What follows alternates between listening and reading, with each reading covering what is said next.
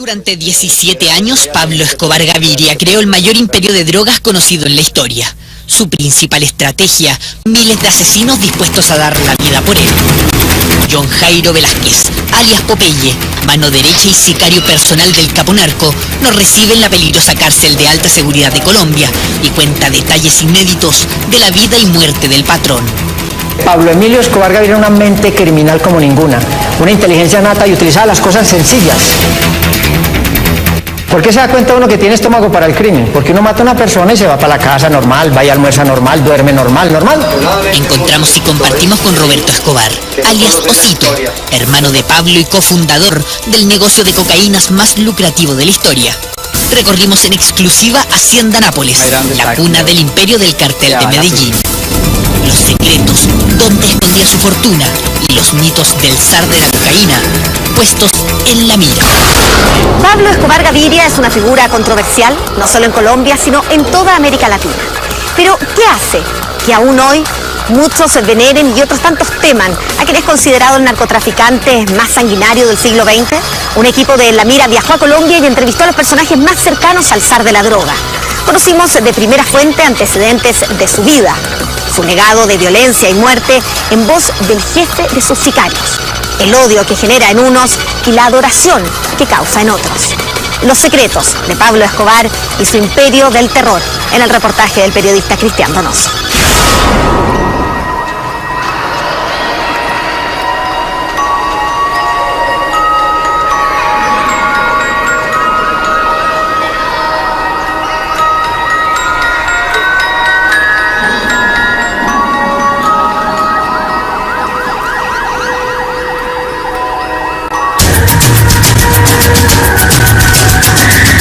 El 7 de noviembre de 1989, 110 personas mueren al explotar una bomba en el vuelo 203 del avión Avianca que despegaba de Bogotá.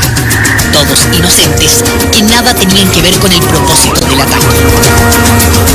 El atentado realizado por el cartel de Medellín buscaba matar al entonces electo presidente César Gaviria, quien en su campaña había declarado la guerra contra el narcotráfico y en especial al capo de capos, Pablo Escobar. Pero tras el zar de la cocaína había un hombre encargado del ataque, considerado el sicario más sangriento y peligroso del cartel, John Jairo Velázquez.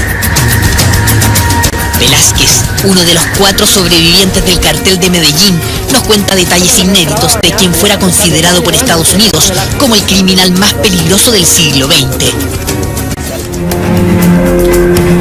Un delincuente, un criminal que se transformó en un monstruo.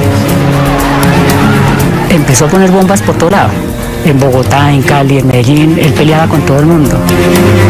Realmente a los colombianos nos debe dar pena hablar de Pablo Escobar, como a los alemanes les debe dar pena y les da pena hablar de Hitler. Era una persona realmente inteligente, sin embargo no supo utilizar esa inteligencia para el bien, sino para el mal. Colombia, tierra del café, esmeraldas y mujeres bellas. Con más de 47 millones de habitantes, es uno de los países más poblados de América del Sur. Se ubica en el sector norte de nuestro continente, iniciando el Mar Caribe y el cordón central americano. Con una sangrienta historia de luchas civiles, militares y guerrillas revolucionarias, hay un segmento del tiempo que su pueblo aún mira con dolor y sufrimiento. Una época de terror, de miedo, donde las instituciones eran incapaces de contener la oleada del narcotráfico en el país. A toda hora andaba con estrés, con el temor de las bombas. El daño que se le hizo a esas generaciones y que aún todavía las repercutimos fue muy grande. Muerto hace 20 años, la sola figura de Escobar mantiene un trauma imborrable.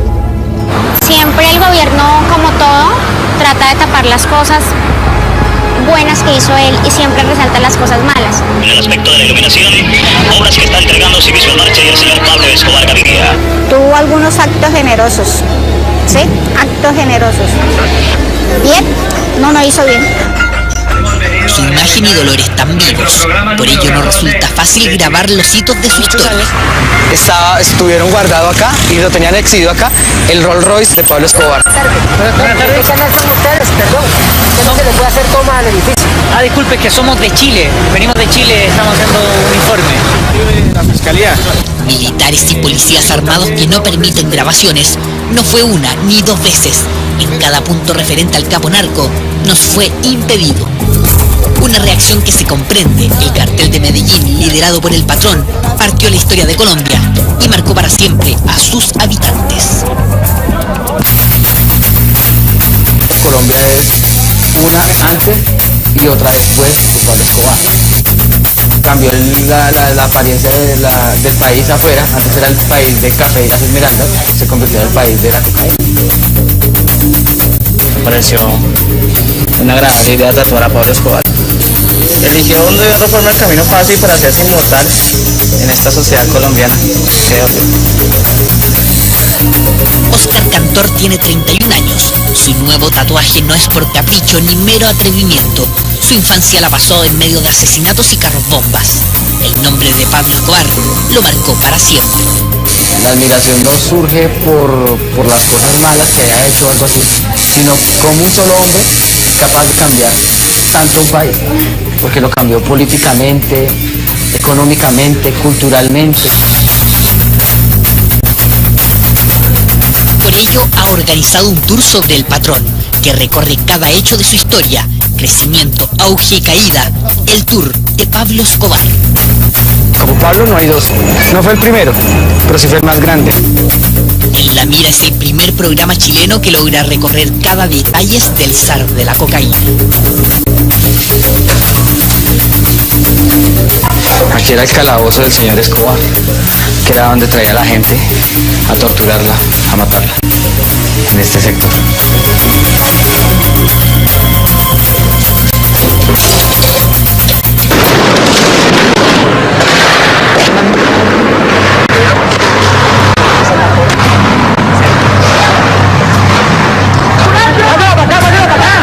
Ellos entraron con un carro tanque dándole bala al que apareciera. Los guerrilleros adentro respondían. No, fue una masacre lo que pasó ahí.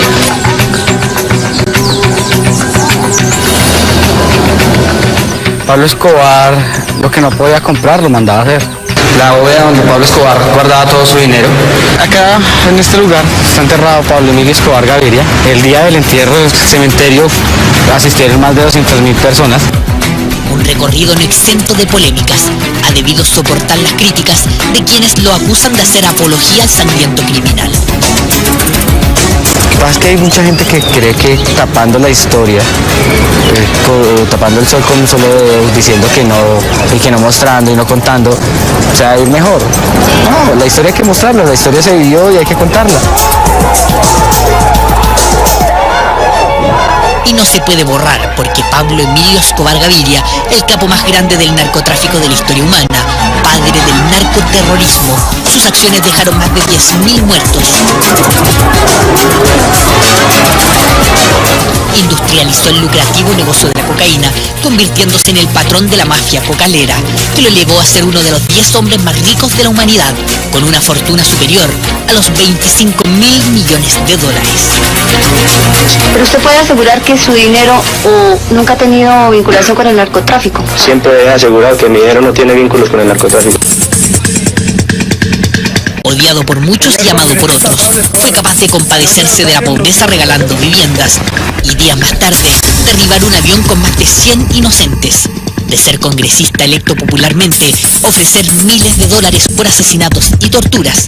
Y para ello, creó una red de sicarios liderados por este hombre.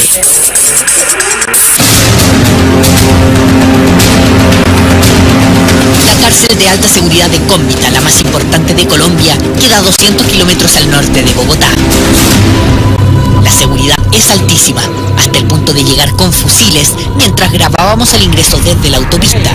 Al interior, la revisión exagerada. No es para menos.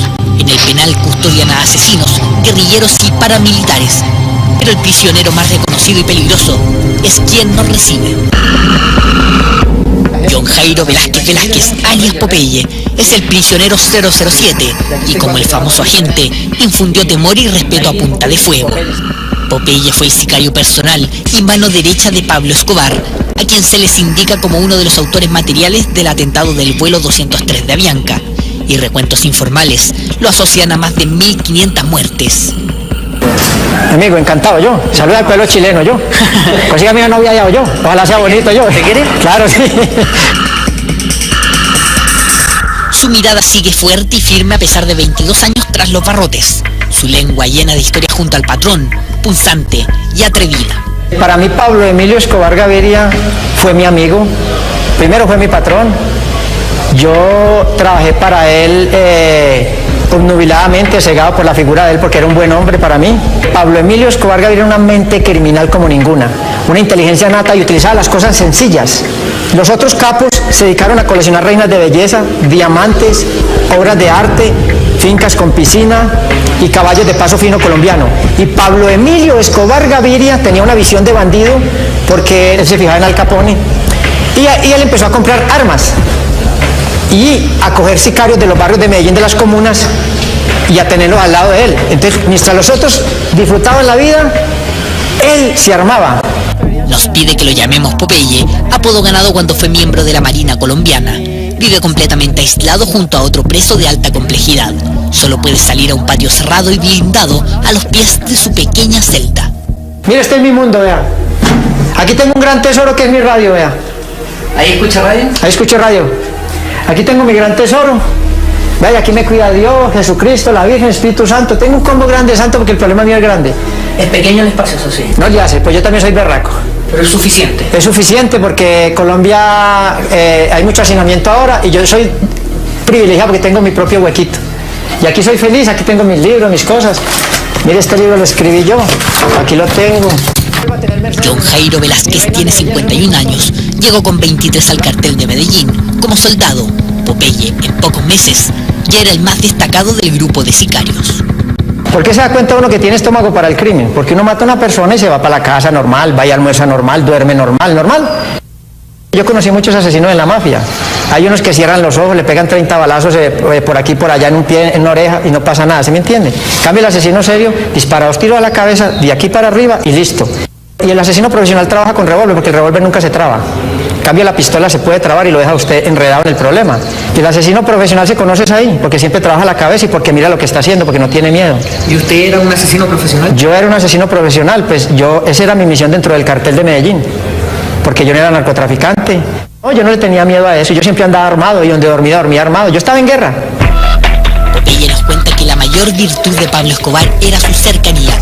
Todos sus asesinos lo idolatraban. Pablo Emilio Escobar Gaviria tenía una energía muy buena. Y nosotros los jóvenes de la época de esa generación crecimos oyendo por todas las esquinas Pablo Escobar, Pablo Escobar. Y lo queríamos conocer. Cuando ya uno lo conocía pensaba que iba a encontrar con un tipo como en las películas, que el gran mafioso no se puede ni saludar, no se puede ni mirar a los ojos, hay que estar a 10 pasos. Y lo primero cuando lo conocí fue un abrazo que me dio la bienvenida y comimos un pedazo de pollo del plato de él. Era un hombre que usaba unos blue jeans Newman normalitos, una camisa normal y un relojito normal, de orito sí, pero normal, no era una cosa llena de diamantes ni de cosas.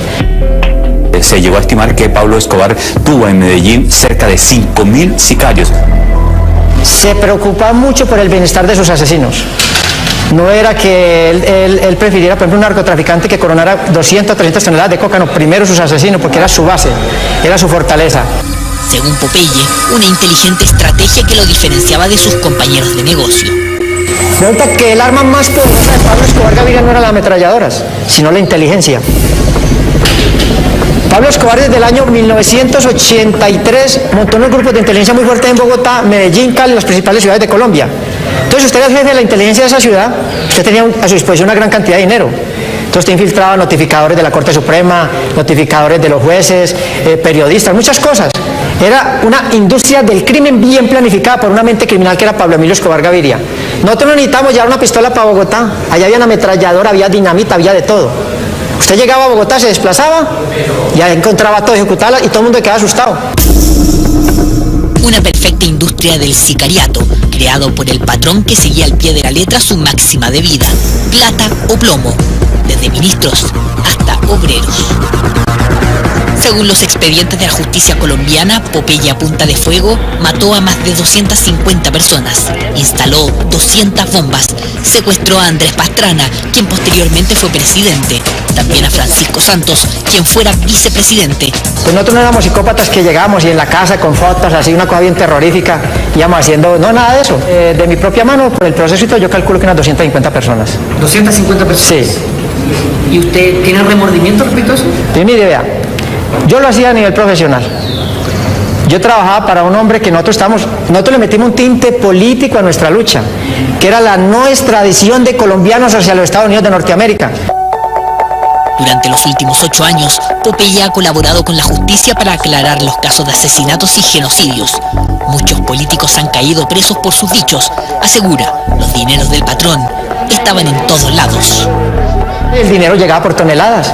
Yo estuve en Miami donde llegué a ver caletas con 20, 30 millones de dólares. En Medellín usted encontraba caletas con 50, 60, 70 millones de dólares. Él llegaba y se iba para Río de Janeiro, para un festival de Río de Janeiro, echaba 2 millones de dólares en efectivo y venía sin un peso, sin un dólar. Él llegaba, por ejemplo, a Miami y gastaba dinero a manos llenas, 8 o 10 limusinas, helicópteros, todo. Ya él después, cuando ya empezó la guerra, ya no necesitaba eso porque ya había disfrutado la vida. Pero había narcomilitares, narcopolíticos, narcoperiodistas, narcojueces, es decir, los narcóticos y los enormes fondos influyeron en forma transversal. Incluso asegura que existieron presidentes y ministros de otros países involucrados en el negocio, entre ellos Fidel y Raúl Castro, a quienes indica como socios del cartel de Medellín. Raúl Castro para la época era el comandante del ejército cubano y él recibía en las pistas del ejército cubano en los aviones que venían de México, porque no podían ser con banderas de Colombia. Sí hubo ciertos envíos de Colombia, pero como yo estaba en Cayo Hueso no supe de esos envíos. Pero la ruta tenía que ser Colombia, México, y con bandera de México entrar a Cuba. Y de Cuba, ahí guardaban la cocaína. Cuando estalló el escándalo, cuando mataron a este general de ellos, el Ochoa ahí quedaron 10.000 y pico de kilos de cocaína enterrado en Cuba. Pero ellos sabían, o sea, Raúl Castro y Fidel Castro sabían de... Totalmente. Yo le entregué al Nobel de Literatura Gabriel García Márquez, la gran gloria colombiana, en el aeropuerto de México, una carta de este grosor para Raúl y Fidel Castro. Yo la entregué en el aeropuerto de México. ¿Y en esa carta se especificaba el tráfico de cocaína? No, en esa carta había que recomponer el tráfico de nuevo porque eso fue después de la muerte de Ochoa. John Jairo Velázquez está a poco más de 2 meses de salir libre tras 22 años preso. Asegura no tener miedo por estas imputaciones y que seguirá denunciando a silenciosos inculpados. Uno de ellos, Juan Pablo Escobar, primogénito de Pablo, que recorre programas de televisión pidiendo perdón por su padre. Estas y otras declaraciones en algunos minutos. Pablo Escobar nació y se crió en barrios de clase media baja de Medellín. Tercero de 7 hermanos, siempre fue destacado en la escuela, con notas medianas pero con un gran espíritu líder. Reunía compañeros y les hablaba de revolución. A los 15 años era conocido por robar lápidas de cementerio y vender el mármol. Pero como un joven pseudo revolucionario y ladrón de poca monta logra ser el narcotraficante más importante de la historia, Juan Carlos Giraldo, periodista colombiano, autor de documentales y libros sobre el patrón, nos explica. No lo superará nadie en su mentalidad y en su ingenio. En repuestos de llantas de avión, metía la cocaína en esas llantas de avión, ya viejas usadas, y las mandaba de Colombia al aeropuerto de Miami. Cuando llegaban allá, como estaban usadas, nadie las reclamaba, a permanecer en una bodega durante un tiempo, y luego, por disposición de las autoridades de aviación de Estados Unidos, ese material se llevaba a la basura, pero ya tenía su gente que iba y la recogía, y ahí recogían la droga. Para poder utilizar las pistas de aterrizaje de donde llegaban los aviones y salían cargados de droga en la selva colombiana, él hacía las pistas. Para que no se vieran de día las pistas, él hizo unos pueblos, unas fachadas de casa con techo y todo, con, ¿cómo se llaman esas? Las llantas pequeñitas, cosa que pudieran correrlas. De día tapaban la pista, entonces los aviones del ejército y de la Fuerza Aérea que sobrevolaban veían un pueblo, no veían la pista. De noche corrían nuevamente el pueblo y aparecía la pista y era utilizada por los... Eso fue él. Sistemas e inteligencia que le rindieron frutos en pocos meses. En 1978, con solo 2 años de narcotráfico, Pablo Escobar era multimillonario. Cuando Pablo Emilio Escobar Gaviria empezó a traficar drogas, 1 kilo de cocaína en los Estados Unidos valía $50.000. Y $50.000 de esa época es mucha plata hoy en día, es muy diferente a $50.000 de hoy. Pablo Escobar fue el primer narcotraficante que pasó de utilizar avionetas o aviones medianamente pequeños a pasar a utilizar jets. Él pasó a utilizar jets de turbina, 727. En un solo viaje alcanzaba a sacar 10 toneladas en un jet. En un solo día llegó a sacar 10 aviones con 10 toneladas.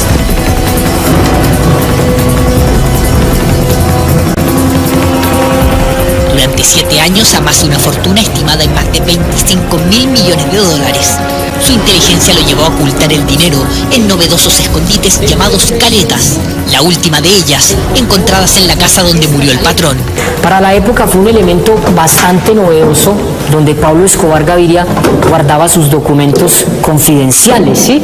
Él la mandó a fabricar, él la tenía en su despacho privado cuando, digamos, tenía armas, documentos confidenciales que involucraban a personas dentro de la organización estatal, que de pronto en algún momento él con su dinero o los obligaba, pues aquí guardaba sus documentos y nunca la dejaba tocar por nadie. Esta caleta siempre permaneció bajo su cuidado y su custodia. Con su riqueza ayuda a los más pobres, construye viviendas y cientos de canchas de fútbol. Se gana el respeto de los barrios marginales, que el año 1982 lo eligen como representante del Congreso.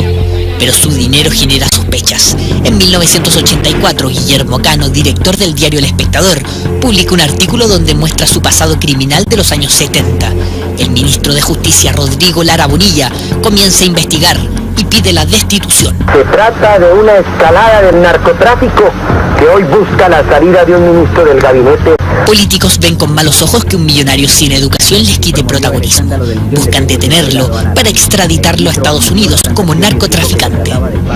Quiero informar a la opinión pública que el señor ministro de Justicia tiene un plazo de 24 horas para que presente las pruebas concretas de la sindicación que me hizo en el día de ayer en la Cámara de Representantes. En 1984 es destituido y Pablo Escobar comienza a amenazar a todos quienes osaban nombrar. Si ustedes no llegan a ir, le mato a su mamá, a su papá, a su abuela. Y su abuela ya está muerta, la desentierro y se la vuelvo a matar. Así que ustedes toman esa decisión, espero en 45 minutos la respuesta. Muchísimas gracias, les habla Pablo Emilio Escobar Gaviria. El 30 de abril del 84, el ministro de Justicia Lara Bonilla es emboscado por sicarios en moto, muere acribillado. El 17 de diciembre del 86, el periodista Guillermo Cano sigue sus pasos. Jueces, policías y más periodistas terminan asesinados. Nosotros no teníamos entrenamiento militar, sino malicia indígena. Nosotros íbamos como unos paticos detrás de Pablo Escobar. El cartel de Medellín era un grupo de ovejas dirigidas por un león que era Pablo Escobar. Pablo Escobar nos infligía valor a nosotros. Para fines de los años 80, la guerra entre el Estado y el cartel de Medellín se erguía como una de las más sangrientas del mundo. Pablo Escobar había hecho amistades con paramilitares y guerrilleros que lo protegían, incluso financiando sangrientas operaciones. Y Pablo Escobar, el trato que tenía con el M-19 era que él les dio $2 millones y armas para que hicieran la toma. El trato era que ellos se tomaban esto y lo primero que tenían que hacer era quemar los expedientes de los extraditables. La toma del Palacio de Justicia duró más de 27 horas. Hubo 350 rehenes y 99 muertos, 11 de ellos jueces de la Suprema Corte colombiana. Otras 10 personas nunca fueron encontradas. Ellos entraron con un carro tanque dándole bala al que apareciera.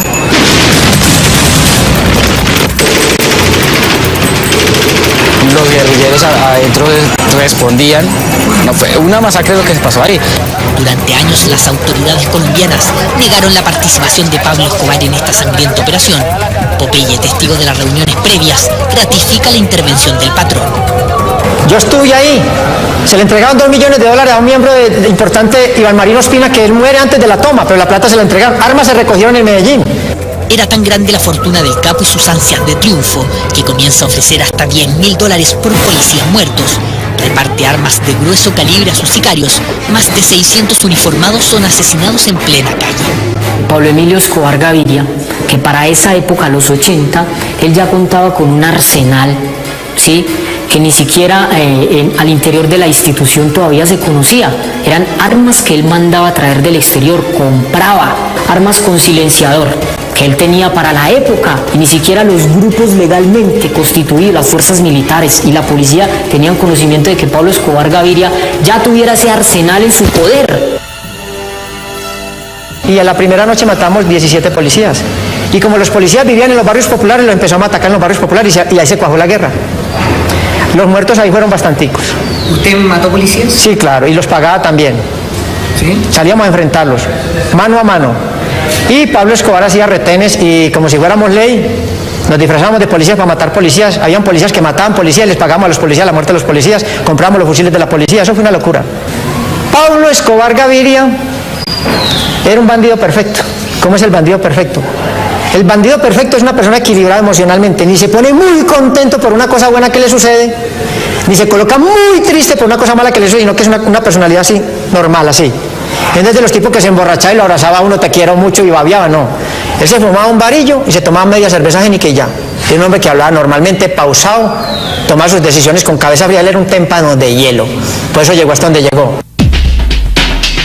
Para 1987, Pablo Escobar tenía más de 2.000 propiedades en todo el mundo. En Medellín, su centro de operaciones, construyó 2 fortalezas, una para vivir y otra de oficina, que literalmente era un banco. Pero el año 1988 se produce el gran quiebre en la historia. El Cartel de Cali, un grupo de narcotraficantes del sector sur de Colombia, instala una bomba en su edificio residencial, el Mónaco, donde estaba toda su familia. Pablo Escobar había salido 30 minutos antes de la explosión.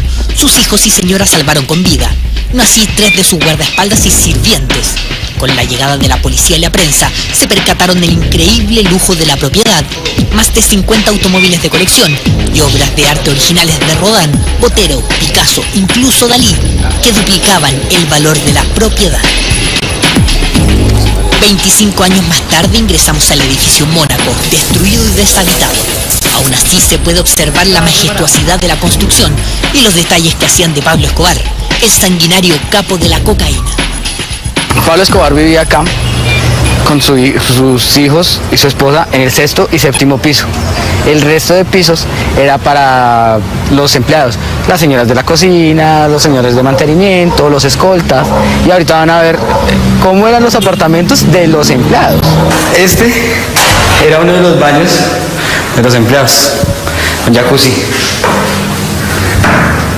Este era el baño del empleado. De los empleados, imagínate. Este era el baño de los empleados, todo en mármol. Estos son huecos que dejó el ejército buscando caletas, rompieron los techos para buscar si habían acá más caletas. Aquí era el calabozo del señor Escobar, que era donde traía a la gente a torturarla, a matarla, en este sector. Este era el ascensor que subía a los apartamentos. Y Pablo entonces venía acá a torturar, a matar a la gente y después subía al apartamento a jugar con sus hijos. El resto del vecindario era así. ¿Sí ves? Son casas de un piso, son casas grandes con unos jardines, pero eran así. Y Pablo en la mitad de todas las casas grandes era el edificio de 7 pisos. Todo el edificio conduce a un 7º piso en penthouse, la pieza principal del patrón, más de 240 metros cuadrados de habitación y su propia bóveda. Y acá en este espacio era la cama de Pablo Escobar estaba acá. Si digo la cama ya, yo pongo mi plata a la cabeza. Esta es la bóveda de Pablo Escobar. Una bóveda que tiene más de 3 metros de altura, tiene más o menos 20 metros cuadrados. La puerta de acero. La puerta es de acero. Está completamente blindado, esto es grandísimo. Algún día esto estuvo lleno de dinero, todo, hasta el techo, de dólares, pesos, lingotes de oro. Esta era la caja menor de Pablo Escobar. El atentado a su residencia y familia no lo perdonó y comenzó la peor etapa de su reinado, el inicio del narcoterrorismo. Popeye relata que el sistema de carros bombas Escobar lo importa desde España con socios de la ETA. Y nos enseña a nosotros a armar los carros bomba control remoto. Eso primero en Colombia usted veía que colocaban bombas muy poquito, pero era con pólvora negra esa que hacen los voladores y grapas retorcidas para crear la metralla. Pero cuando eso explota en Colombia, aquí tuvieron que traer expertos estadounidenses para decirles, llegó el terrorismo a Colombia. Estamos observando en este momento el sitio donde quedó ubicado el bus que fue utilizado para el atentado. Ahí ven ustedes el bus al fondo. El país quedó en shock. Uno no sabía, a veces, digámoslo sin ser tan extremista, pero uno sabía que salía a la calle y en cualquier momento, en cualquier lugar podía pasar algo y uno podía estar ahí. Más de 250 bombas explotan en las principales ciudades de Colombia. Y empezaron allá a escorbar en un rincón, entonces yo le mandé el plano de la cámara y estaba el tipo, cogió algo y lo levantó y era una cabeza, era la cabeza del... donde estaba el carro bomba, ahí quedó. Yo me acuerdo que el periodista dijo, uy, jueputa, es la cabeza, es una cabeza.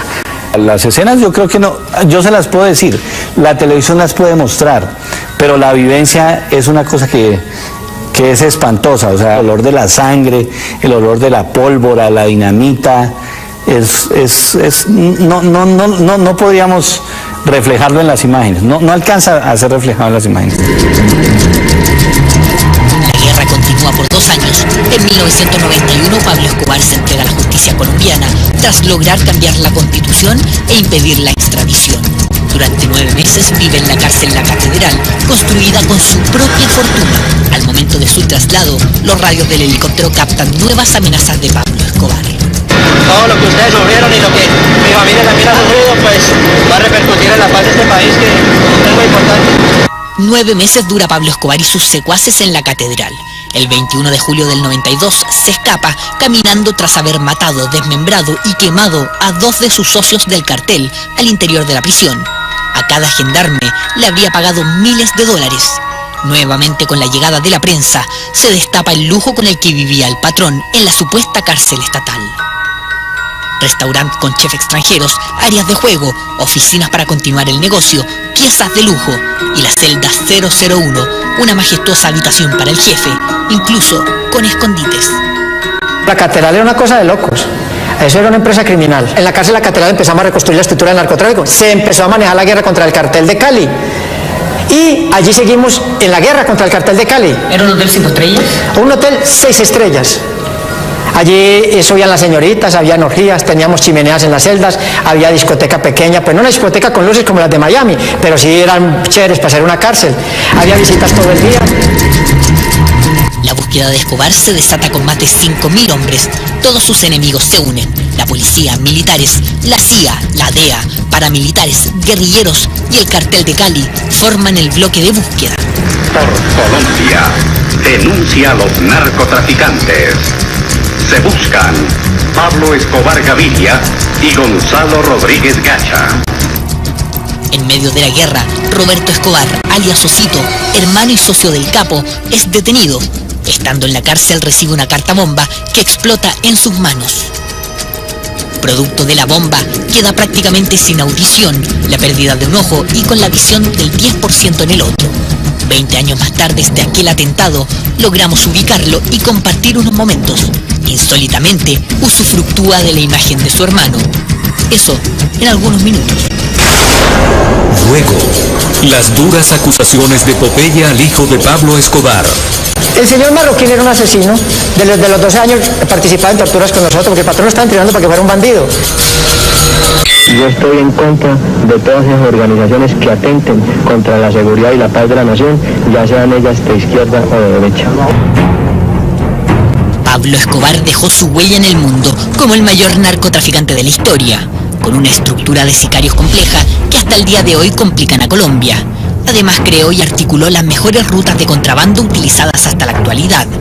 Permeó con corrupción todas las instituciones públicas y dirigió una guerra con miles de muertos que hasta la fecha no se pueden determinar.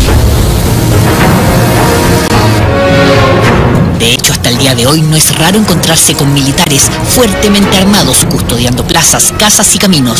Es parte del día a día. Aún así se ganó el respeto de miles, quizás millones de colombianos. Algunos, a pesar de los hechos y las pruebas, lo siguen venerando.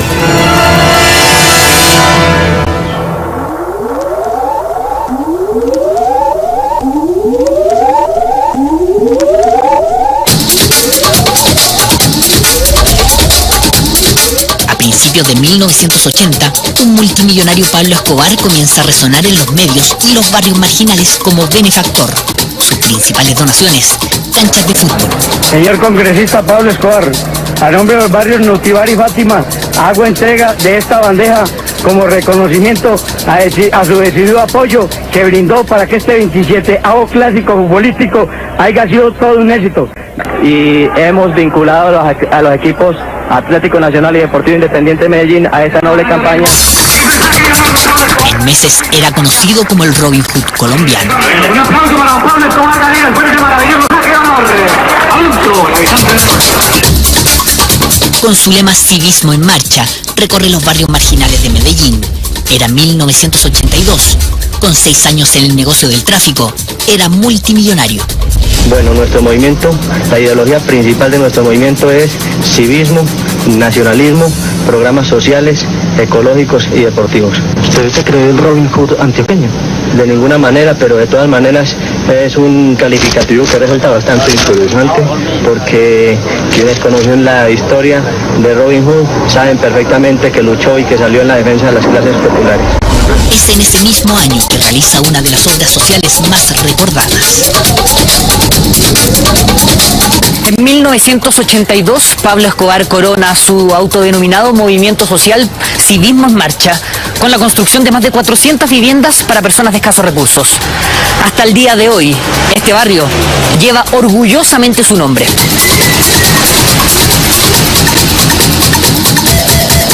Los muros lo anuncian durante el recorrido. Las micros llevan su nombre. El barrio Pablo Escobar se levanta en la periferia de Medellín con un estilo similar a las favelas de Río de Janeiro. No es fácil llegar, menos como extranjeros. Sector complicado dicen, pero las caras son amables y amigables, más cuando pedimos referencias de quien las edificó. Para mí fue una persona humanitaria con nosotros. Cariñoso, muy amable con los niños y una persona intachable, Pablo. Un hombre muy bueno, un hombre de buen corazón, un hombre que si lo hubieran dejado hubiera sido el mejor presidente que hubiera tenido Colombia. Las casas fueron entregadas para familias que vivían en un basural. Pablo Escobar las construyó con su propio dinero, cero aporte estatal. No me gusta que hablen mal de él, porque para mí fue una persona muy buena, porque fue el único que tuvo esa dignidad de meterse al basurero, donde habían gallinazos, ratas, basura, de todo. Fue el único que se indignó de ir hasta allá a fijarse a ver la gente cómo vivía allá. Iba mucho al basurero, iba mucho allá y él se bien arreglado y todo y se codeaba con la gente mugrosa, malolienta. Hasta que Dios me lleve siempre voy a estar agradecida de él. Yo voy para 30 años aquí en esta casita eternamente agradecido con Pablo Escobar. No solamente yo. Pregúntelo aquí cualesquiera de las personas que vinimos de abajo, por ejemplo la señora y la señora acá, que vinieron de abajo del bosque. Si por eso tenemos casita, que no tuviéramos nada.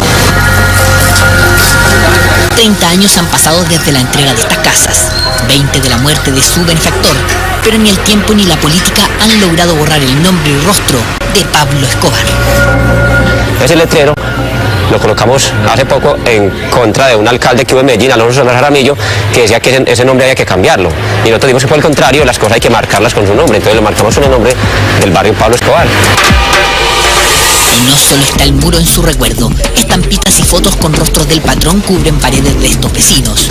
Una admiración que podría resultar irracional, pero para estos pobladores, Pablo Escobar fue su única salvación. Él era un tipo muy elegante, un parecido muy bonito.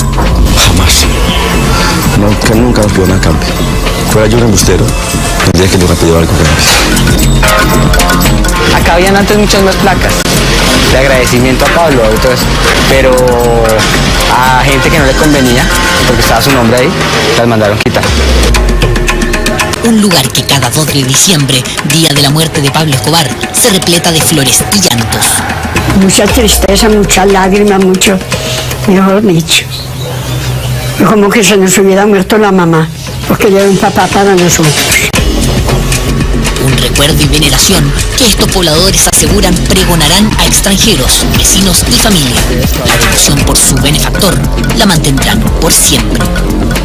Lo vamos a hacer, no lo defendemos toda la vida y seguimos defendiéndolo, y esperamos que algún empresario se digne a regalarnos algún día una escultura de Pablo Escobar para ponerla en el barrio, para que el mundo sepa que Pablo Escobar existió y que sigue existiendo en el barrio.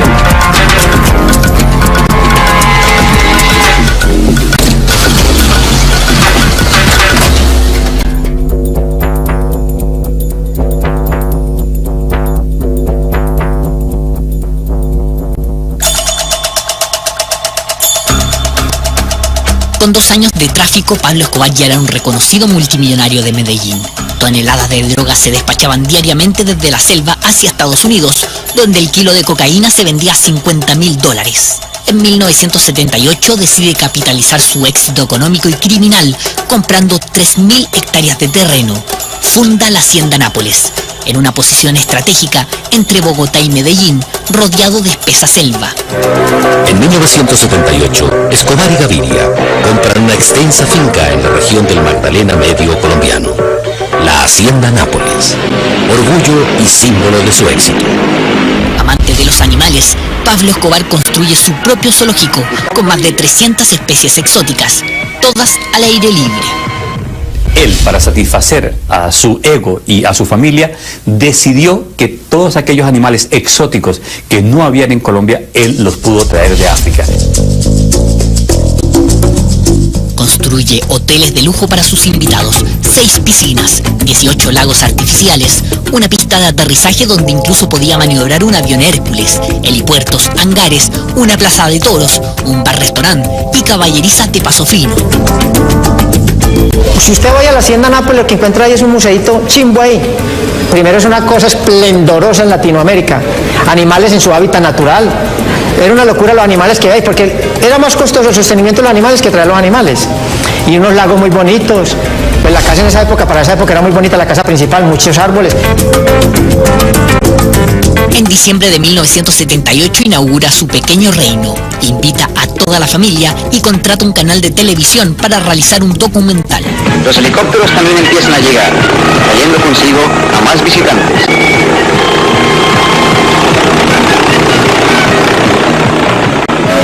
El ambiente ha cambiado.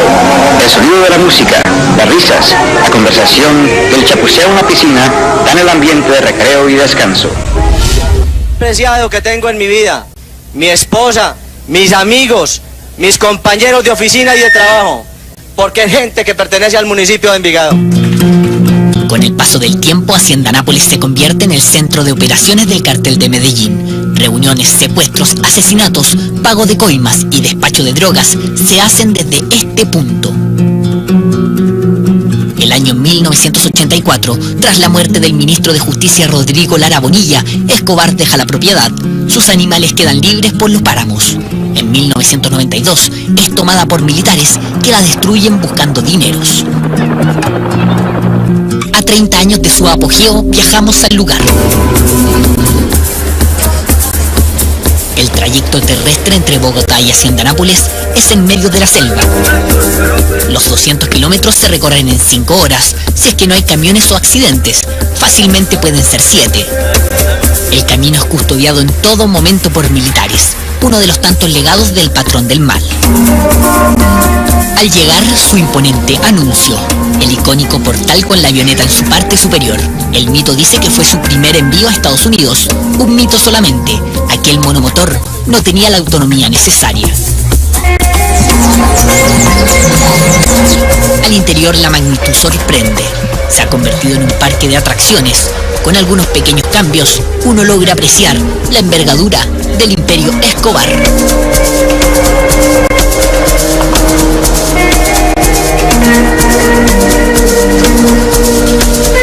Pablo Escobar mandó a construir 18 lagos acá dentro de la Hacienda Nápoles.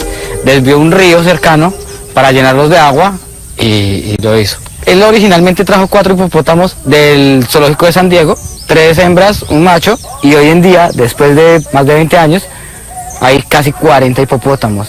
Hay algunos hipopótamos que se han salido, y hay una historia que hace como unos 8 años apareció un hipopótamo caminando por toda la autopista.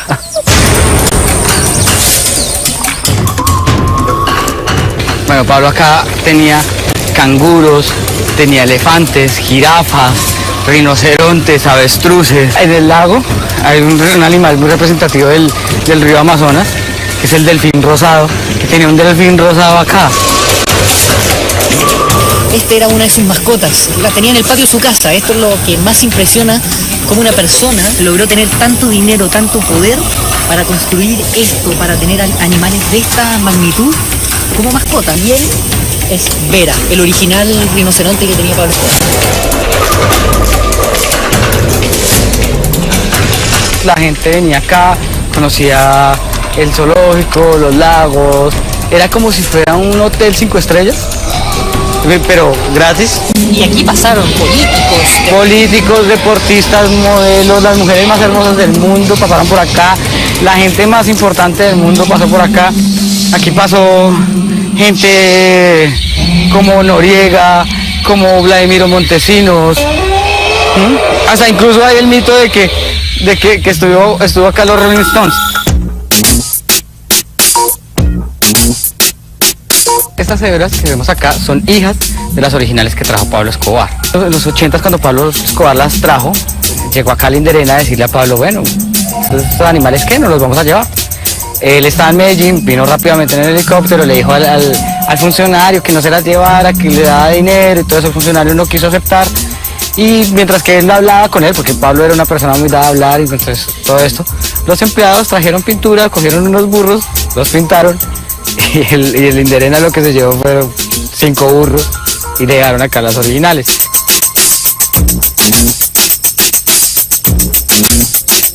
Pablo hacía todo por sus hijos Juan Pablo y Manuela. Cada rincón de la hacienda tiene su historia y anécdota. Pablo Escobar lo que no podía comprar lo mandaba a hacer. A Juan Pablo Escobar le gustaban mucho los dinosaurios y Pablo no hizo lo que podría hacer un padre normal, que era regalarle un juguete, un dinosaurio Rex o algo así. Lo mandó a hacer 6 réplicas a este tamaño. Manuela le dijo a Pablo que quería un unicornio. Y Pablo Escobar cogió un caballo así pequeño, le colocó un cacho y le colocó unas alas de avestruz y se lo regaló a Manuela. Lo que esa niña le pidiera a Pablo, lo obtenía.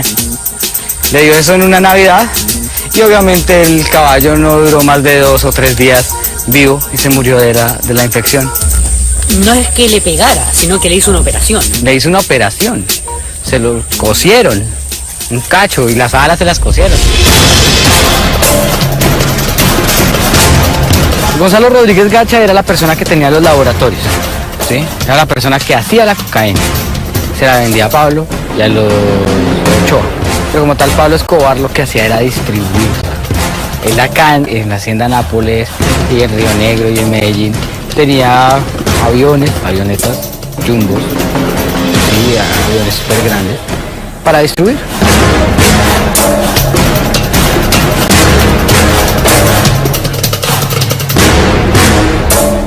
En las 500 hectáreas de Hacienda Nápoles, este quizás es el punto más importante de la industria de Pablo Escobar.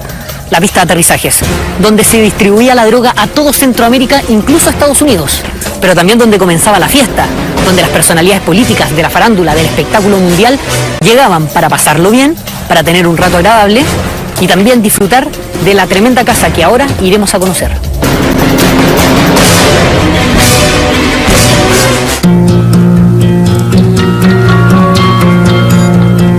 Los actuales dueños, concesionados por el Estado, decidieron alejarse de la imagen de Pablo Escobar. Aún así mantuvieron sus hitos, el portal de ingreso, las inmensas lagunas y el sector más icónico del patrón. La van a encontrar en la parte de adentro, esta no es. No, pero era esta casa.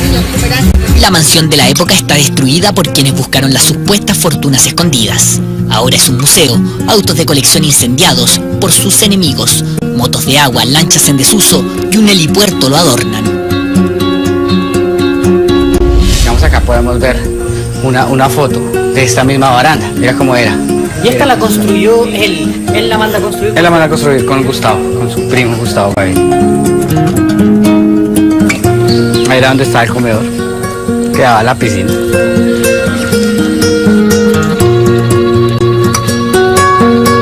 Sí, ese sería como el similar, la tierra del nunca jamás que creó Michael Jackson. Es el similar en Colombia, la que creó Pablo Escobar, la hacienda de Nápoles. Una exhibición que contempla no solo la muestra del poder económico del clan Escobar. Durante el recorrido se presencia su cara más brutal: asesinatos, torturas y secuestros. Esas dos dualidades que tenía Pablo, le dolía que un pájaro se muriera acá en la hacienda Nápoles, pero podía poner una bomba.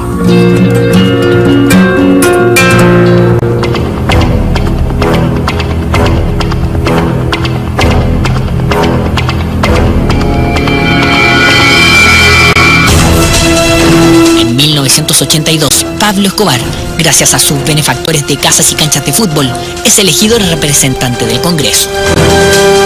Es un craso error. El error más grande de Pablo Emilio Escobar Gaviria. Él veía que él cargaba el carnet y que en esa época existía la inmunidad parlamentaria. Un parlamentario no se podía tocar por nadie en Colombia. Y él lo paraba, iba con nosotros, mostramos ese carnet y ahí mismo todo el mundo, la policía echaba para atrás. Quien esté interesado en saber en qué cantidad de dinero tiene el señor Pablo Escobar, lo puede investigar en la Administración de Impuestos Nacionales o en la Administración de Hacienda, ¿no? ¿De dónde surgió entonces su dinero, su fabuloso capital? En Antioquia todos conocen las inversiones en el campo de la industria, en el campo de la ganadería y en el campo de la construcción. Todos se preguntan de dónde sale su dinero. Poco a poco comienzan a salir sus primeros detractores. El principal, Luis Carlos Galán. El poder oscuro y criminal del narcotráfico. Y ha sido el nuevo liberalismo la única fuerza política que en Colombia se enfrentó a ese adversario terrible de la sociedad, de la organización institucional.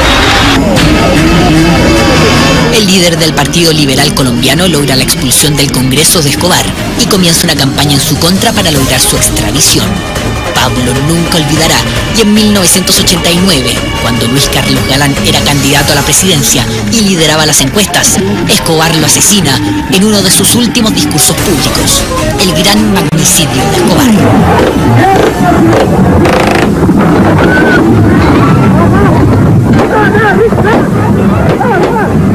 Se infiltra la seguridad del candidato Luis Carlos Galán, que eran los del DAS, y se ejecuta en Soacha. Ese es el día más grande del cartel de Medellín, donde se mostró más poder. Ese día el país quedó en shock. Y yo, no, aquí no hay nada que hacer. Aquí tenemos que hablar con esta gente, hay que tumbar la extradición.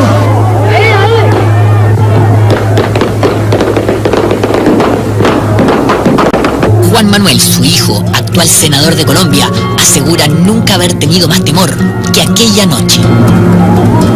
En esos días fue muy duro y muy difícil porque Pablo Escobar dijo que iba a ir por las familias de sus enemigos, no solamente por sus enemigos. Entonces, pues fueron momentos en que mis hermanos y yo no pudimos volver al colegio después del asesinato de mi papá en agosto. Según su hijo, todos estaban conscientes que Pablo Escobar atentaría con su vida. El poder del patrón era tan grande que había penetrado todos los estamentos para matarlo. Bueno, no fue solamente Pablo Escobar el que asesinó a mi papá. Realmente a mi papá lo asesinaron, digamos, una coalición de intereses criminales y mafiosos. ¿Dentro de los cuales hay políticos? Dentro de los cuales hay, en primer lugar, el narcotráfico, donde está el cartel de Medellín y el cartel de Cali también. También los grupos paramilitares y políticos también, especialmente del Partido Liberal, el mismo partido en el cual mi papá militaba, que veían en Galán una amenaza para sus intereses.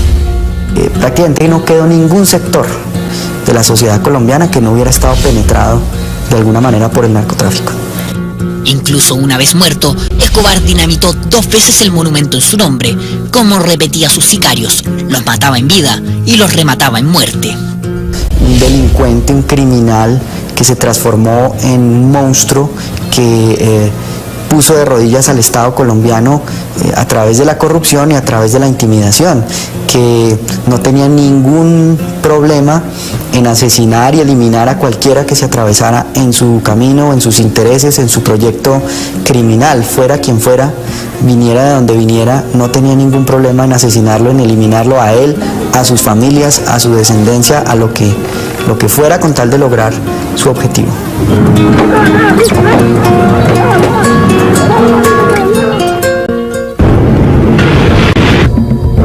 Civil, militar o político, el patrón no tenía clemencia. Guillermo Cano, director del diario El Espectador, que denunció sus andanzas criminales, es acribillado saliendo del diario. Y nosotros creemos que hay gente que debe presentar sus puntos de vista, porque hay lectores que les interesa esos puntos de vista. Don Guillermo Cano era un hombre ácido, con su máquina de escribir, un periodista correcto. Nadie podía decir de que a él la mafia le pagaba para que atacara, no, era un periodista correcto, porque las cosas hay que decirlas como son. Sabíamos que era peligroso, yo creo que el primero en saberlo era él, pero nunca había habido algo similar en nuestro país de que se atacara a alguien por hacerse la voluntad de una persona. Él nos disparaba a nosotros con una máquina de escribir, nosotros teníamos ametralladora MP5 9 milímetros. Popeye cuenta que el asesinato se fragua en medio de una fiesta orgía del cartel de Medellín, cuando Guillermo Cano publica en su diario que el gobierno decide implantar la extradición por oficio. Nos llega el periódico El Espectador y donde dice, se le aguó la fiesta a los mafiosos. Es como si don Guillermo Cano hubiera estado sentado ahí. Las señoritas se colocan el brasier, se acaba la orgía, el trago, los mariachis apagan la música.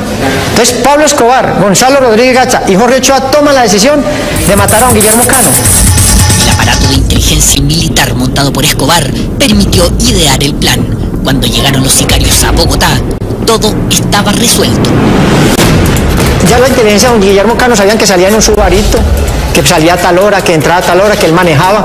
Entonces usted llega uno de los sicarios a Bogotá y había otro grupo compartimentado que no se conocía con los de inteligencia, pero había una persona como yo, por ejemplo, el Negro Pau, gente muy importante del cartel de Medellín, decía, bueno, necesito la inteligencia de Guillermo Cano y se la entregan a uno así. Y ya iba uno donde tenían el grupo que manejaba la ala militar, que era de motos, ametralladoras y carros, y le entregaban todo a uno y se ejecutaba en hora la orden. Al igual que con el candidato Galán, Escobar continúa su desquiciado plan de destruir todo tras la muerte del periodista. Instala una bomba que vuela al diario del fallecido. Del primer momento dijimos, bueno, mataron a Guillermo, yo creo que los demás pueden estar tranquilos, pero resulta que eso no fue así. Nosotros no teníamos ninguna paz hasta que mataron a Escobar, como tampoco la tuvo el país. Guillermo Cano se convirtió en el referente de una prensa coartada, amenazada y asesinada.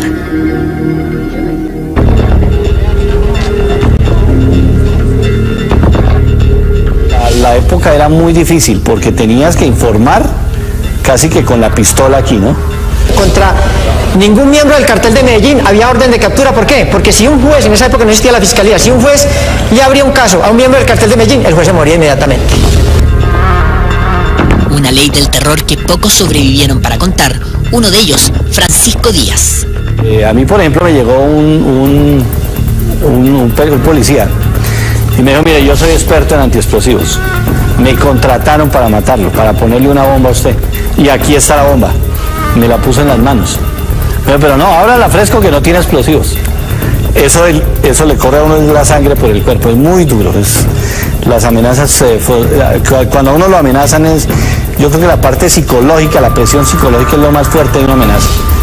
Así de brutal, las muertes y amenazas eran diarias, Pablo Escobar no perdonaba. Azucena Liévano, conocido rostro de televisión colombiano, fue víctima del patrón. El 30 de agosto del 90, es secuestrada junto a su equipo. Veníamos de una etapa en que era el narcoterrorismo con bombas en Medellín, en Bogotá, el avión de Avianca. Veníamos de una época muy muy difícil, digamos que ya era el terror completo y caemos en manos de Pablo Escobar. Por supuesto que uno como ser humano siente temor y terror frente a lo que estaba viviendo. La inteligencia de Escobar nuevamente fue visible, se hizo pasar por guerrillero y aceptó una entrevista. Al llegar, se percataron que era una farsa del patrón. Azucena viajaba con un importante personaje. El tipo venía haciendo una serie de atentados que no le funcionaban, simplemente dejaba víctimas, pero no le funcionaban. Entonces utilizó otra estrategia que era secuestrar a personalidades. En esas Diana Turbay, hija de un expresidente colombiano, y eso era lo que quería, era presionar al gobierno para lograr la no extradición. Durante 5 meses permanece retenida junto a su equipo y su amiga Diana. Nunca lo vimos. Teníamos contacto con él a través de las personas que estaban con nosotros y básicamente, digamos que en esa época era a través de papelitos que nos comunicábamos. El 25 de enero los liberan en medio de un fallido operativo de rescate, pero su compañera no logra arrancar y es asesinada. Nosotros mientras estuvimos secuestrados nunca quisimos que nos rescataran. ¿Sabían que eso era prácticamente la muerte? Sí, por supuesto. De un lado o del otro. Diana Turbay y Guillermo Cano son casos emblemáticos de la libertad de expresión en tiempos de guerra. Este 9 de mayo, María Isabel Busquets, señora del fallecido periodista, recibió el Premio Mundial a la Libertad de Expresión.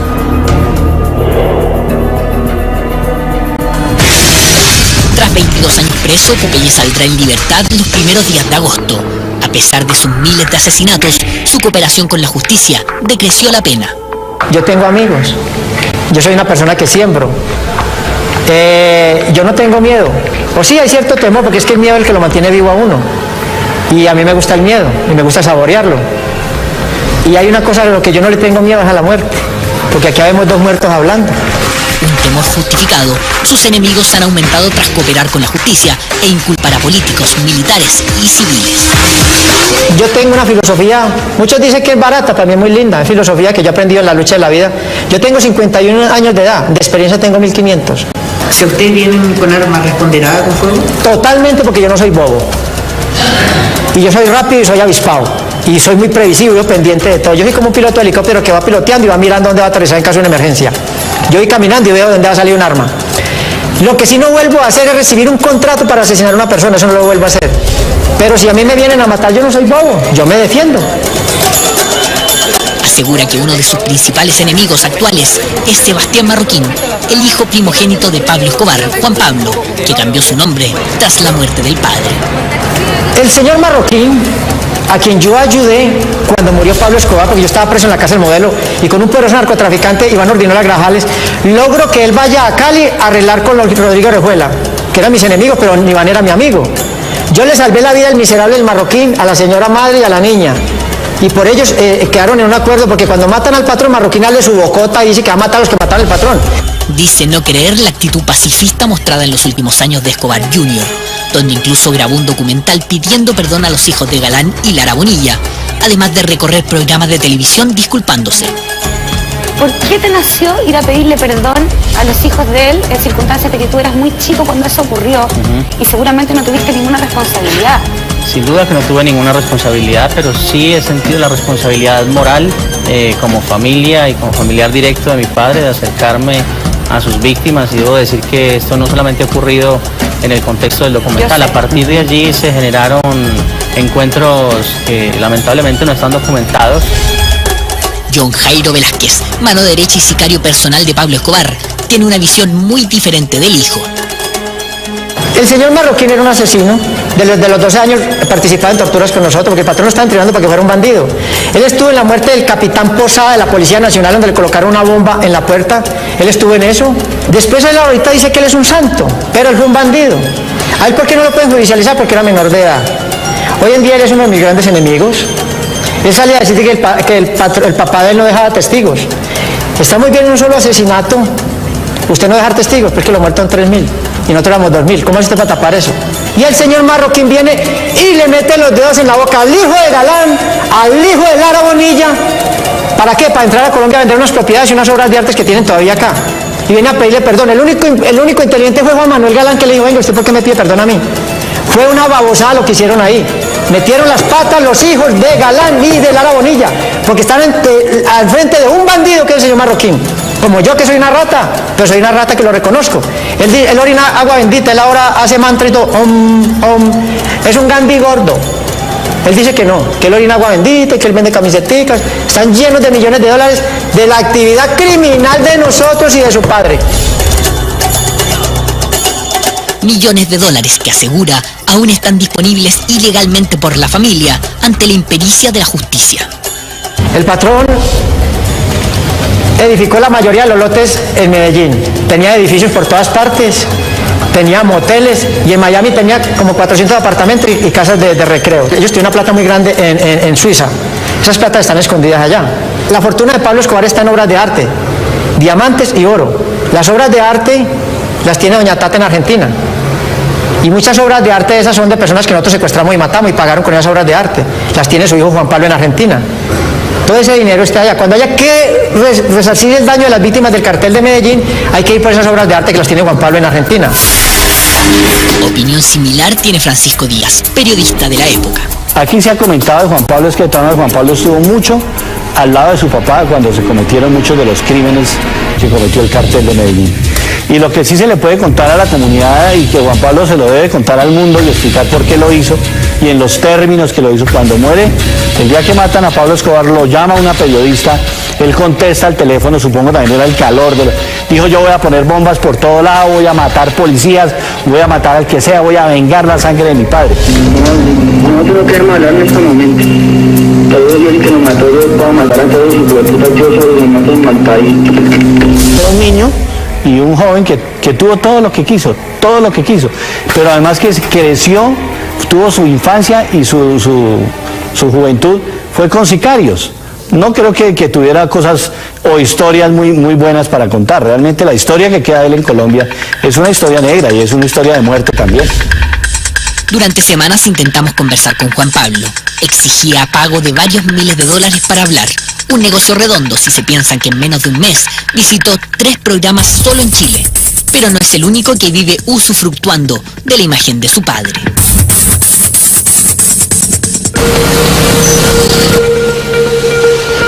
Es 9 de mayo. Mientras recorremos Medellín, nos logramos contactar con un recorrido que dice llevar turistas a la casa de Roberto Escobar, alias Osito, hermano de Pablo y socio del cartel de Medellín. Debemos cambiar de vehículo y esperar en un paradero. Nos recoge una van llena de turistas. Todos ven un DVD pirata. El chofer dice: si usted lo compra, Roberto lo firma por $5. El camino hacia la casa es lleno de curvas, un cerro sin salida, tenebroso. Al llegar nos bajamos con precaución. El chofer repetía: no queremos periodistas. Al bajar logramos ver la cara del chofer. Es Jaime, alias Carietón, guardaespaldas del cartel de Medellín. A un costado, hablando por teléfono, vemos a Roberto Escobar, alias Osito. La casa que sirvió de escondite las últimas semanas de vida de Pablo está convertida en un museo. Su entrada cuesta $50. Somos 9 turistas, $450 por 30 minutos. Negocio redondo. Mientras grabamos, se acerca Jaime y nos dice que no podemos hacerlo.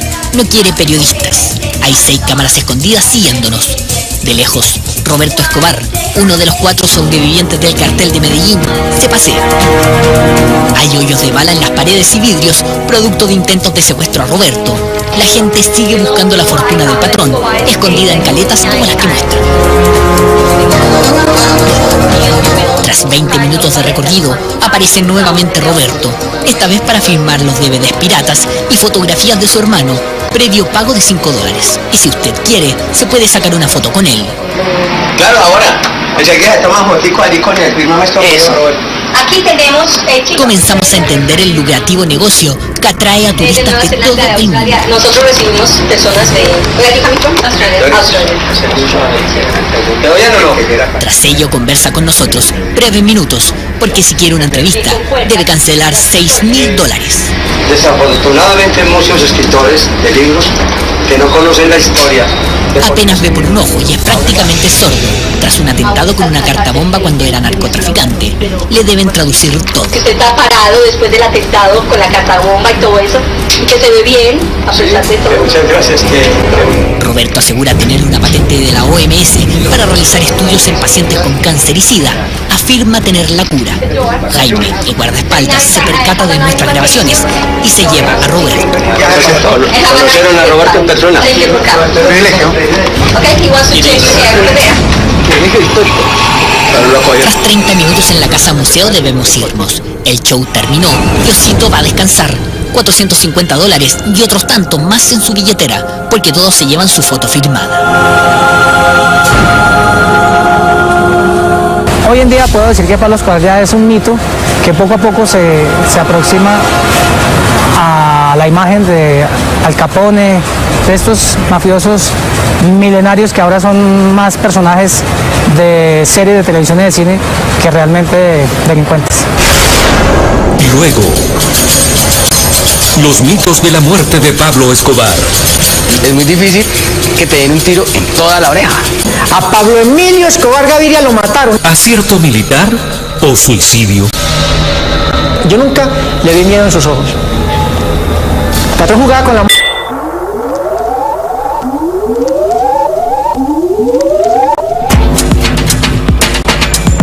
Tras escaparse de la cárcel el 92 y con la guerra desatada, paramilitares y narcos de Cali se unen y forman un grupo de sicarios llamados Los Pepes, que buscan eliminar a Escobar y todo lo relacionado con él.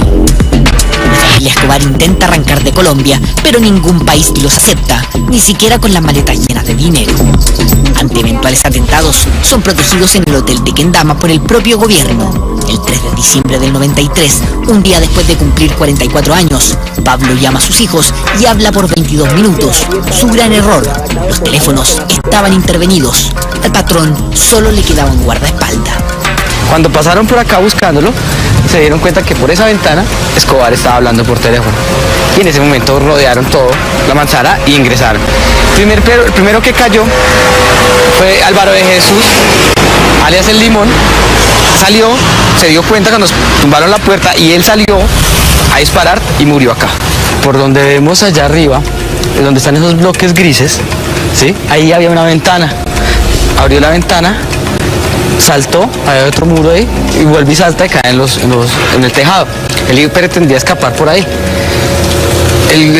Pero él no contaba que aquí que ya lo tenían rodeado y que aquí en este lugar había gente disparando. Popeye asegura que la guerra lo había transformado en un desquiciado y había perdido su inteligencia. Ese llamado mortal no era el primero. Por ello, un mes antes se había entregado junto a Roberto, Osito, por misma orden del patrón. El suelo colombiano está vigilado desde la estratosfera por los americanos, los ingleses y los israelitas. Y una llamada era grave. Ya nos han hecho 2 operativos cuando me volé con él. Y yo le dije, no, patrón, yo no aguanto el tercer operativo porque se nos estamos entregando. Y ese día además me dijo, pues si quiere vaya, y me vine. Por años la duda ha sido, ¿lo mataron o se suicidó? Es muy difícil que te den un tiro en toda la oreja. Desde aquí no lo ves y desde adentro tampoco. O sea, darle un tiro certero en la oreja, no, él se lo dio. A Pablo Emilio Escobar Gaviria lo mataron. Es un cuento chino de Roberto Escobar. Pablo Escobar no era inmortal. No se suicidó. No, ¿para qué se va a suicidar si él así se voló 1000 veces? Él tenía una escalera y él subió hasta el 2.º piso para salir de ahí. Él se veía gordito, pero él era ágil. El patrón se hace matar, porque el patrón es un hombre que el patrón tenía su grado de suicida. Cuando nosotros nos tiraban los operativos, nosotros éramos caballos de carreras. Y éramos nerviosos como un caballo de carreras. Y ahí mismo le quitamos el seguro al fusil y nos poníamos pilas. Y el patrón, tranquilo. Y nos decían, tranquilo muchachos, calma, dejemos los que entren, porque si ellos vienen entrando y nosotros vamos alindo a la carrera, no lo encontramos, los que entren para que se ubiquen. Cuando ellos ya se ubiquen, vemos por dónde salimos. Y cuando él ya veía la colista, ahora sí salgamos, y salía tranquilo. El patrón era un hombre, yo nunca le vi miedo en sus ojos. El patrón jugaba con la muerte. Para sorpresa de las autoridades, su funeral fue multitudinario. 20 años más tarde, su tumba sigue siendo lugar de procesión por curiosos turistas y propios colombianos. Esta es una de las tumbas más visitadas del mundo, junto a la de Elvis Presley y Jim Morrison. Hay gente que viene y le reza, que le cumple milagros, cosas. Como también ha habido los casos que se han parado acá a pisotear la tumba y a decirle así te queríamos ver, desgraciado. Pues yo vine en el extranjero y no que quería venir a ver dónde que todo el mundo habla de él. Entonces, mira a ver cómo es la tumba, si es diferente a la de los demás. Pero ahí vemos que todo es igual.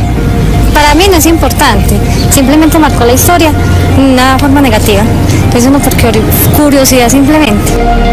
Paradójicamente, a 20 años de la muerte del patrón, el cartel de Medellín sigue reunido. A metros de Pablo está enterrado Gustavo, su primo y socio, y Griselda Blanco, la reina de la coca, también socia del cartel. Ningún narcotraficante muere de viejo. Ningún narcotraficante se pensiona. Sí, todo se paga de una u otra manera. Pablo Escobar dejó una estela de sangre y temor. Cambió la historia de Colombia y el mundo. A 2 décadas de su muerte, militares dominan las calles y los motociclistas deben tener patente en los cascos por miedo a sicarios. Sus mitos crecen. Más que un criminal, Pablo Emilio Escobar Gaviria se recuerda como una leyenda. Pero a 20 años de la muerte del patrón, en todo Colombia, aún resuenan las palabras de su hermana. No crean en ningún momento que porque Pablo Escobar fue asesinado vilmente se va a acabar la violencia en Colombia. No sean ilusos. ¿El tráfico de drogas se acaba, el narcoterrorismo se acaba? ¿Usted cree que el tráfico de drogas se acabe y que el narcoterrorismo se acabe con la muerte de Pablo Escobar? Sea honesta, contéstele usted. En el año 93, cuando muere Pablo Escobar, en Colombia no había sembrados de mata de coca, sino que se traía la pasta de coca del Perú, de Bolivia, del Ecuador. Cuando muere Pablo Escobar, entra la gran confederación del paramilitarismo fundada por los hermanos Castaño Gil. Y Colombia lo siembran de matas de coca.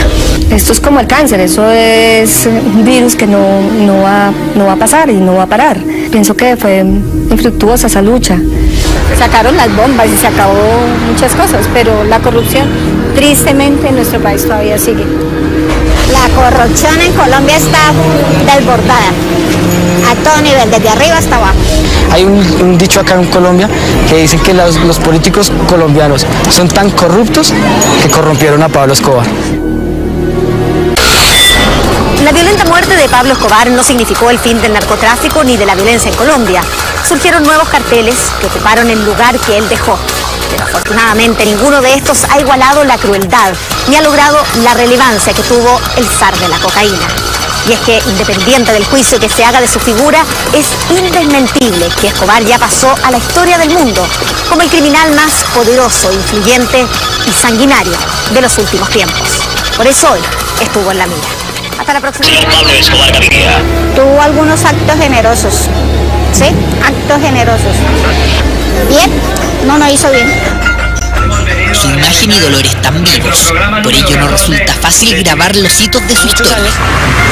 Estuvieron guardados acá y lo tenían exhibido acá, el Rolls Royce de Pablo Escobar. Buenas tardes. ¿Qué canal son ustedes? Perdón, ¿qué no se le puede hacer toma al edificio?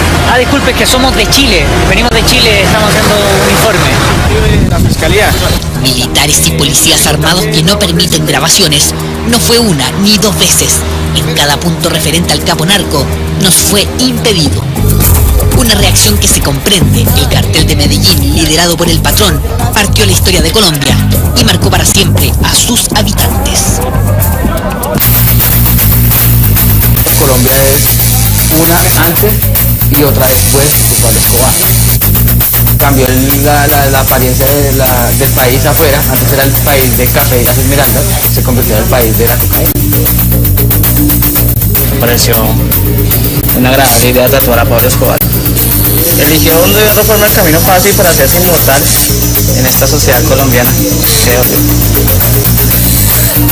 Oscar Cantor tiene 31 años. Su nuevo tatuaje no es por capricho ni mero atrevimiento. Su infancia la pasó en medio de asesinatos y carros bombas. El nombre de Pablo Escobar lo marcó para siempre. La admiración no su... Durante 17 años, Pablo Escobar Gaviria creó el mayor imperio de drogas conocido en la historia. Su principal estrategia, miles de asesinos dispuestos a dar la vida por él. John Jairo Velázquez, alias Popeye, mano derecha y sicario personal del capo narco, nos recibe en la peligrosa cárcel de alta seguridad de Colombia y cuenta detalles inéditos de la vida y muerte del patrón. Pablo Emilio Escobar Gaviria era una mente criminal como ninguna, una inteligencia nata y utilizaba las cosas sencillas. ¿Por qué se da cuenta uno que tiene estómago para el crimen? Porque uno mata a una persona y se va para la casa normal, va y almuerza normal, duerme normal. Encontramos y compartimos con Roberto Escobar, alias Osito, hermano de Pablo y cofundador del negocio de cocaínas más lucrativo de la historia. Recorrimos en exclusiva Hacienda Nápoles, la cuna del imperio del cartel de Medellín. Los secretos, dónde escondía su fortuna y y los mitos del zar de la cocaína puestos en la mira. Pablo Escobar Gaviria es una figura controversial, no solo en Colombia, sino en toda América Latina. Pero, ¿qué hace que aún hoy muchos se veneren y otros tantos teman a quien es considerado el narcotraficante más sanguinario del siglo XX? Un equipo de La Mira viajó a Colombia y entrevistó a los personajes más cercanos al zar de la droga. Conocimos de primera fuente antecedentes de su vida, su legado de violencia y muerte en voz del jefe de sus sicarios, el odio que genera en unos y la adoración que causa en otros. Surge por las cosas malas que haya hecho o algo así, sino como un solo hombre capaz de cambiar tanto un país, porque lo cambió políticamente, económicamente, culturalmente. Por ello ha organizado un tour sobre el patrón, que recorre cada hecho de su historia, crecimiento, auge y caída, el tour de Pablo Escobar. Como Pablo no hay dos, no fue el primero, pero sí fue el más grande. En La Mira es el primer programa chileno que logra recorrer cada detalle del zar de la cocaína.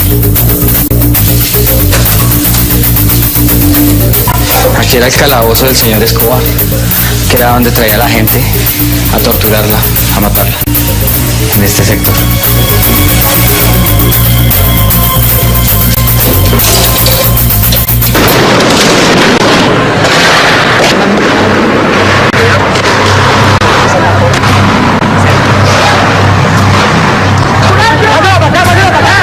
Ellos entraron con un carro tanque dándole bala al que apareciera. Los guerrilleros adentro respondían. No, fue una masacre lo que pasó ahí.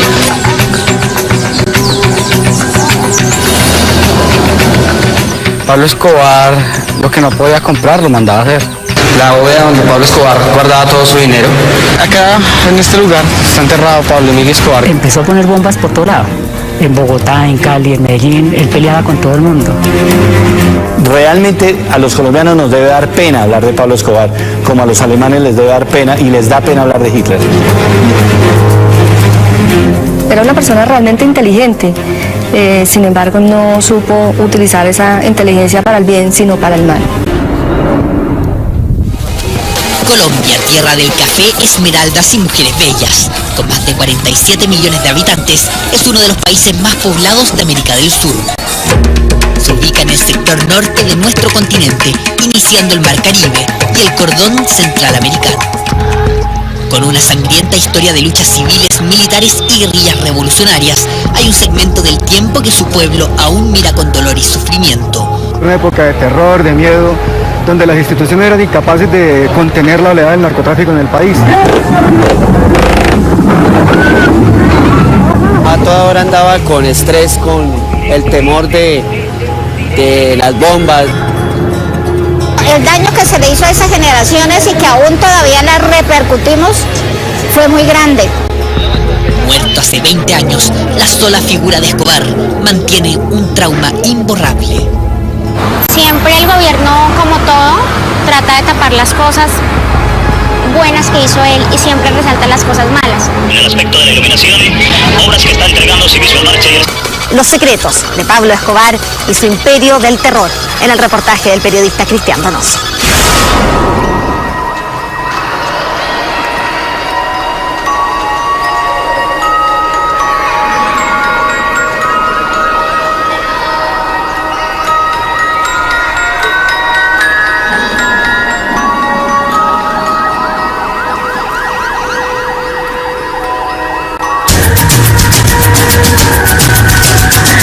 El 27 de noviembre de 1989, 110 personas mueren al explotar una bomba en el vuelo 203 del avión Avianca que despegaba de Bogotá. Todos inocentes que nada tenían que ver con el propósito del ataque. El atentado realizado por el cartel de Medellín buscaba matar al entonces electo presidente César Gaviria, quien en su campaña había declarado la guerra contra el narcotráfico y en especial al capo de capos, Pablo Escobar. Pero tras el zar de la cocaína había un hombre encargado del ataque, considerado el sicario más sangriento y peligroso del cartel, John Jairo Velázquez. Velázquez, uno de los 4 sobrevivientes del cartel de Medellín, nos cuenta detalles inéditos de quien fuera considerado por Estados Unidos como el criminal más peligroso del siglo XX. Un delincuente, un criminal que se transformó en un monstruo